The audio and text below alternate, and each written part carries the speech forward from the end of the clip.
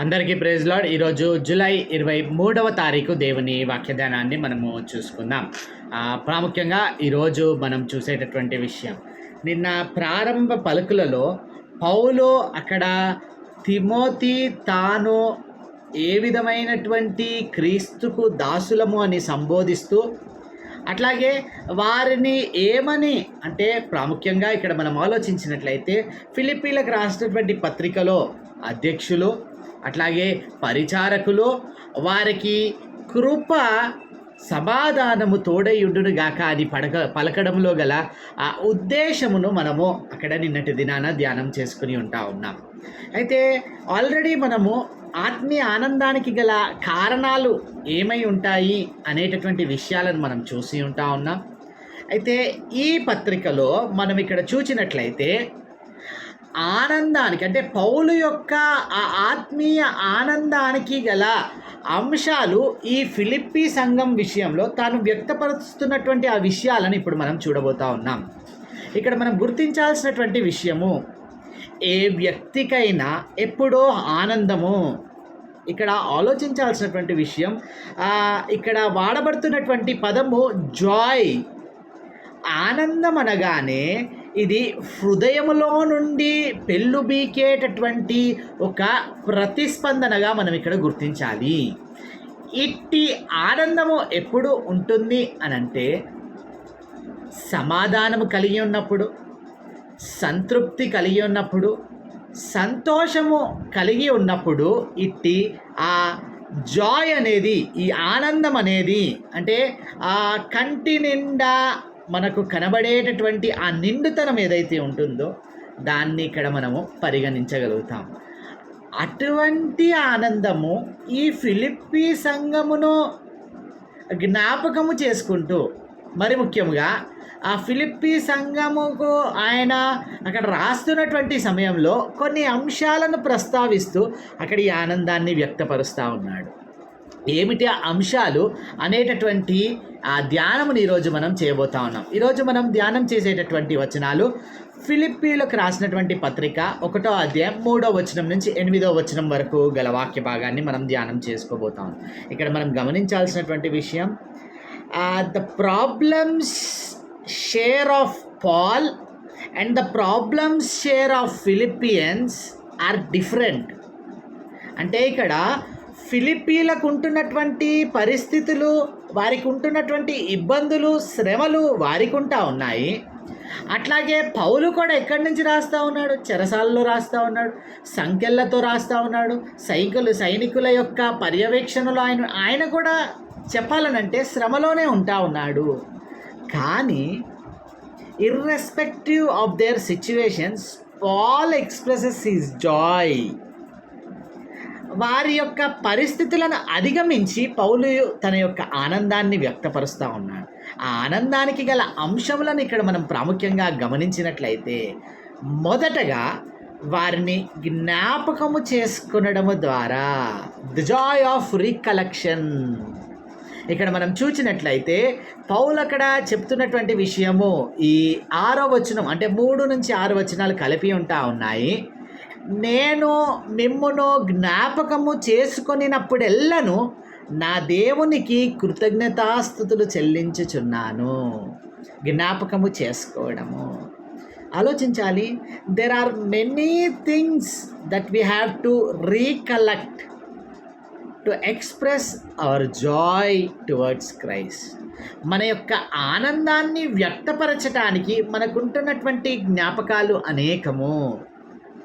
అత్యంత ప్రాముఖ్యమైన విషయం ఒకవేళ మనం ఆలోచిస్తే, మనల్ని రక్షణలోనికి నడిపించినటువంటి వారిని బట్టి అంటే వారిని జ్ఞాపకము చేసుకోవడంను బట్టి మనం ఒక గొప్ప ఆనందాన్ని మనం వ్యక్తపరచగలుగుతాము. The joy of recollection. Philippi సంఘంలో తాను చేసినటువంటి పరిచర్యను పౌలు ఇక్కడ జ్ఞాపకం చేసుకుంటూ ఆయన దేవునికి కృతజ్ఞతాస్తుతులు చెల్లిస్తూ ఉన్నాడు. ఎందుకనంటే వారి జీవితాలను బట్టి, వారి యొక్క పరిస్థితులను బట్టి మనం ఒకవేళ ఫిలిప్పీ సంఘపు ఆ పరిచయంలో మనం చూసినటువంటి విషయాలను మనం ఆలోచిస్తే, వారు నిరుపేదలైనను వారి దాతృత్వము బహు గొప్పది. మాటి మాటికి సహాయం చేశారు. ఇవి చాలావా వారి యొక్క స్థితిగతులను, అంటే వారు ఏ విధమైనటువంటి సహాయం అందించారో వాటిని బట్టి జ్ఞాపకం చేసుకోవడం పౌలు ఇక్కడ వ్యక్తపరిచే ఆనందము మనం చూడలేమా? The joy of recollection. నీవు జ్ఞాపకము చేసుకొనగలుగుతా ఉన్నావా? నిన్ను అనుదినము ఆ ఆత్మీయతలో పెంపొందిస్తూ నడిపించేటటువంటి వారిని జ్ఞాపకం చేసుకోనండి. అట్లాగే నీ యొక్క సంఘాన్ని, నీ తోటి విశ్వాసులను, అంటే వారి యొక్క జీవితాలు దేవునికి మహిమకరంగా ఉంటే we will have a deepest joy in our lives. అంటే వారి జీవితాలను బట్టి we have to express our Joy. ఇక్కడ ఫిలిప్పీయుల యొక్క జీవితాలను బట్టి పౌలు జ్ఞాపకము చేసుకోవడమే ఆలస్యం. దేవునికి కృతజ్ఞతాస్తుతులు చెల్లిస్తా ఉన్నాడు. ఇంకొక ప్రశ్న ఇక్కడ వేయాలండి. అట్టి కృతజ్ఞతాస్తుతులు చెల్లించేటటువంటి విధముగా నీ జీవితం ఒకవేళ జ్ఞాపకము చేయబడితే దేవునికి కృతజ్ఞతాస్తుతులు చెల్లించబడే విధముగా ఉంటుందా? ఇది చాలా ప్రాముఖ్యమైనటువంటి. ఎందుకనంటే ఇఫ్ ఇట్ ఈస్ ఆ సోర్ఫుల్ లైఫ్, ఒకవేళ చేదు జీవితాన్ని జీవిస్తూ ఉంటే జ్ఞాపకం చేసుకోవడం వల్ల ఉపయోగం ఏమన్నా అంటే క్లియర్గా ఇక్కడ మనం గుర్తించాల్సినటువంటి విషయం, దేవునికి మహిమకరమైనటువంటి జీవితం ఉంటే మిమ్ములను జ్ఞాపకము చేసుకునడం ద్వారా వేరే వారికి ఆనందము కలుగుతుంది. ఆ విషయాన్ని ఇక్కడ మనం గుర్తించాలి. అందుకు కాదా ఈ ఫిలిప్పీయులను జ్ఞాపకం చేసుకున్నప్పుడు పౌలు దేవునికి కృతజ్ఞతాస్తుతులు చెల్లిస్తాం. కాబట్టి ద జాయ్ ఆఫ్ రికలెక్షన్ని ఇక్కడ మనం జ్ఞాపకం చేసుకోవాలి.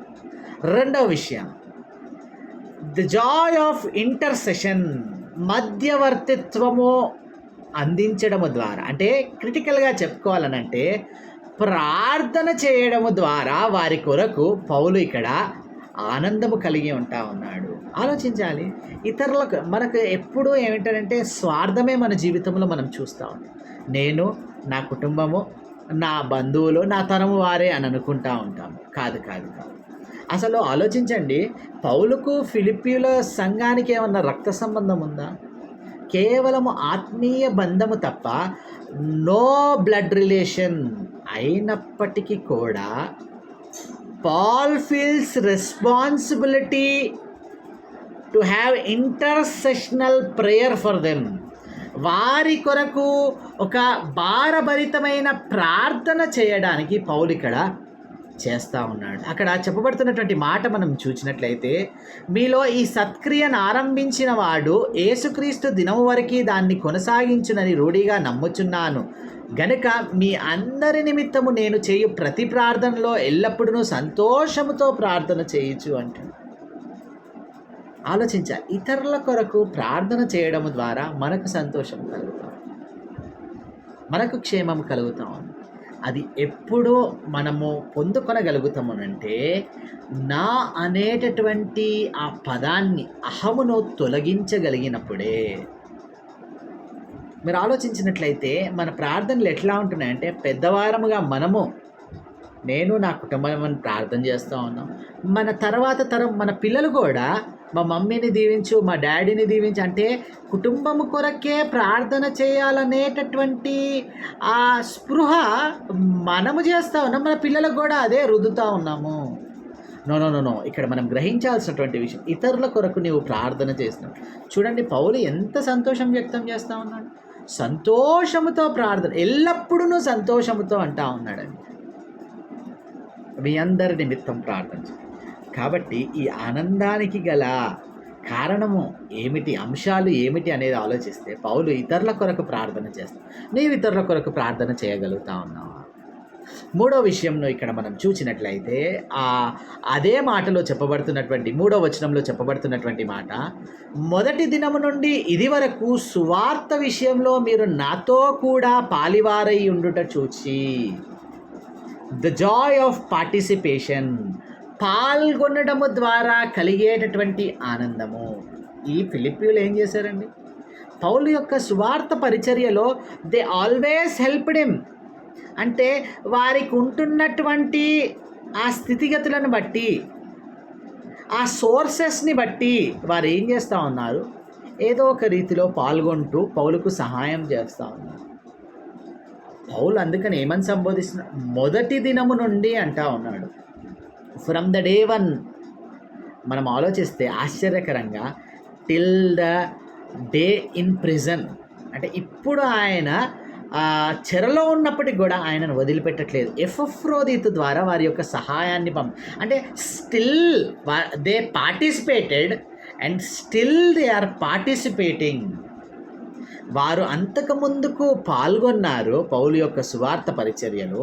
ఇప్పుడు కూడా వారి సహాయమును పంపడము ద్వారా వారు పాల్గొంటూనే ఉన్నారు. నేటి దినాన మన విషయం మనం ఆలోచిస్తే సంఘ కార్యక్రమాలు ఎంత నిర్లక్ష్యపరుస్తూ ఉన్నారు అనంటే, ఆదివారం సంఘానికి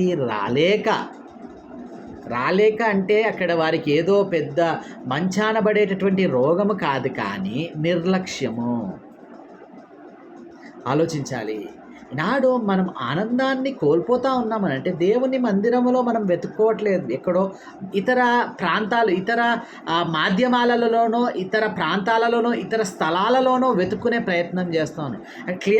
క్లియర్గా కీర్తనకారుడు చెప్తున్నటువంటి విషయం, నీ సన్నిధి సంపూర్ణ సంతోషం. అంటే ద ఫుల్నెస్ ఆఫ్ జాయ్ మనకు అక్కడ ఆయన సన్నిధిలో దొరుకుతూ ఉంటే, ఆ పార్టిసిపేషన్లో దొరుకుతూ ఉంటే, ఆ పార్టిసిపేషన్ని మనం స్కిప్ చేసేస్తే ఇంకా మనకు ఆనందం ఎక్కడ దొరుకుతాం? ఈ ఫిలిప్పీలో వారు పార్టిసిపేట్ చేయడం ద్వారా పౌలుకు ఆనందం కలుగుతూ ఉంది. Are you able to participate in the church activities? ఇక్కడ పార్టిసిపేట్ చేయడం ద్వారా నిన్ను నీవు పురికొల్పుకుంటావు, కానీ అందులో నీవు నష్టపోయేది ఏమీ లేదు. దేవుని యందు విశ్వాసంలో ఎదగడానికే కదా ఈ పార్టిసిపేషన్. కాబట్టి 4వ విషయాన్ని మనం ఇక్కడ ఆలోచించినట్లయితే, నిరీక్షణతో కూడినటువంటి ఆ జాయ్ పౌలు ఇక్కడ ఎక్స్ప్రెస్ చేస్తూ ఉన్నాడు. అక్కడ మనం ఆలోచించినట్లయితే మిమ్మల్ని చూడటానికి అనేటటువంటి ఆ మాట ఇక్కడ మనం చూసినట్లయితే, 6వ వచనంలో 7వ వచనంలో చెప్పబడుతున్నటువంటి మాట మనం చూసినట్లయితే, నా బంధకముల యందును నేను సువార్త పక్షముగా వాదించుటేందును దాన్ని స్థిరపరచుటేందు మీరందరూ ఈ కృపలో నాతో కూడా పాలివారై ఉన్నారు గనక నేను మిమ్మల్ని నా హృదయంలో ఉంచుకొని ఇందుచేత మిమ్మల్ని అందరినీ ఇలాగు భావించుట నాకు ధర్మమే. వారిని ఇక్కడ మనం చూసినట్లయితే ఈ పత్రిక రాయడానికి, లేకపోతే వారిని కలుసుకొనడానికి పౌలు ఎన్నో మార్లు తన యొక్క నిరీక్షణ, ఎదురు చూపును ఎక్స్ప్రెస్ చేశాడు.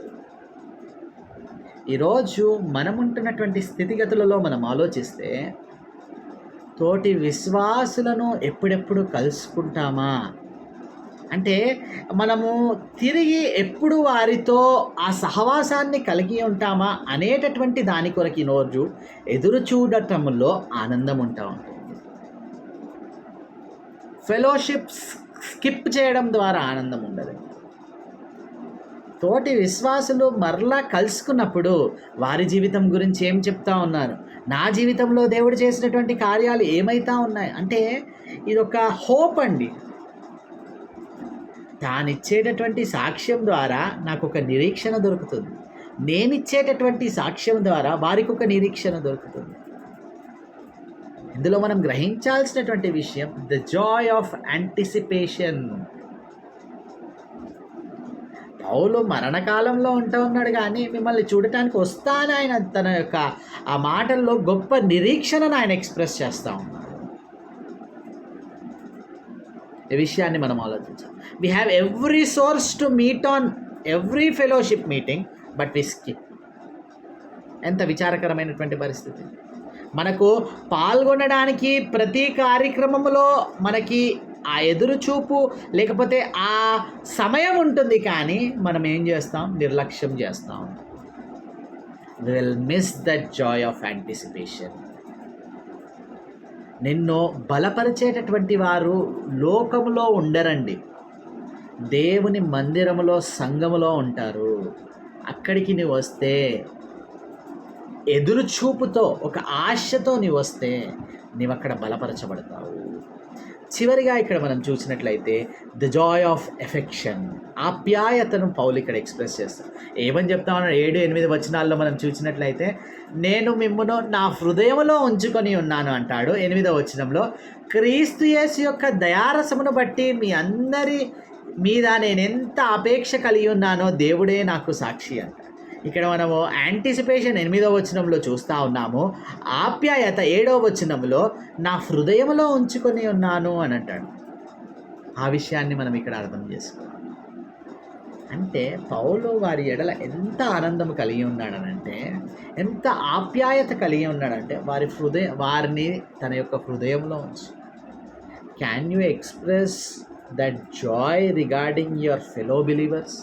నీ యొక్క తోటి విశ్వాసుల పట్ల నా హృదయంలో నీవు ఉన్నావు, లేకపోతే నా హృదయం ద్వారా నిన్ను ప్రేమిస్తున్నాను అని నీవు చెప్పగలుగుతావా? ఇక్కడ సెల్ఫిష్నెస్, స్వార్థం అనేది మనము తొలగించుకొనగలిగితే అందరినీ మన హృదయం ద్వారా ప్రేమించగలుగుతాము. Paul remove that selfishness.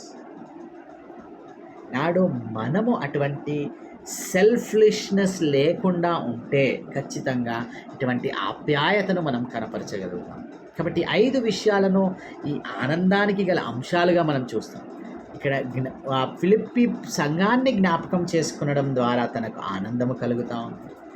అట్లాగే వారి గురించి ప్రార్థన చేయడం ద్వారా అక్కడ ఆనందము కలుగుతూ ఉంది.